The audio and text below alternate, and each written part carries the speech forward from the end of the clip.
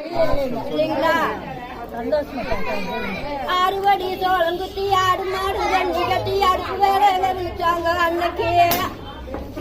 இன்னைக்கு அரைப்படிய ஆக்கிட்டு ஆம்பளைய மிரட்டிட்டு அடுப்பு மூட கிடக்குறாங்க இன்னைக்கு.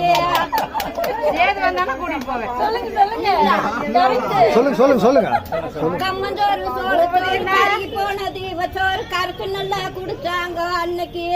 இன்னைக்கு காப்பி கடை இட்லிய கழுத்து மட்டும் தின்னு போட்டு களிய கண்டா முறைக்கிறாங்க இன்னைக்கு.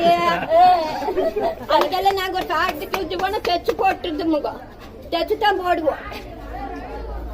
கந்த துணி வீத்த துணி பொறிஞ்சு போனா வீத்த துணி பொறிஞ்சு நல்லா கட்டுனாங்க அன்னைக்கு. இன்னைக்கு சிலுக்கு மேல சிலுக்கு வந்து சீரான வாயில்ஸ் வந்து மிங்கோசுவா மீறி போச்சு இன்னைக்கு. அன்னைக்கு எங்க காலத்துல எங்க காலத்துல அன்னைக்கு அத்தை மக மாமா பொண்ணு பார்க்க வந்தா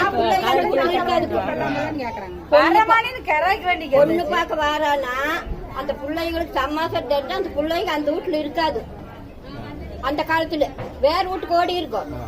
அப்படி அத்தை மக மாமமாக ஆம்பளைக வாரானா அடுத்த வீடு தாண்டு நாங்க அன்னைக்கு. இன்னைக்கு அத்தை மக மாமமாக ஆம்பளைக வாரானா ஆறுக செஞ்சு இலை கட்டி பாவாடைய கட்டிட்டு பவுடர் பூசிட்டு பசுப்பு நட நடக்கிறாங்க இன்னைக்கு.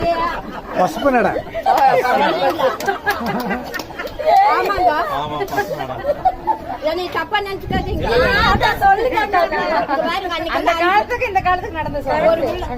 அஞ்சு புள்ள 6 புள்ள இருந்தாலும் கூட ஒரு பையன் வேணும்னு பழனிக்கு 12 அமாவாசை போனாங்க.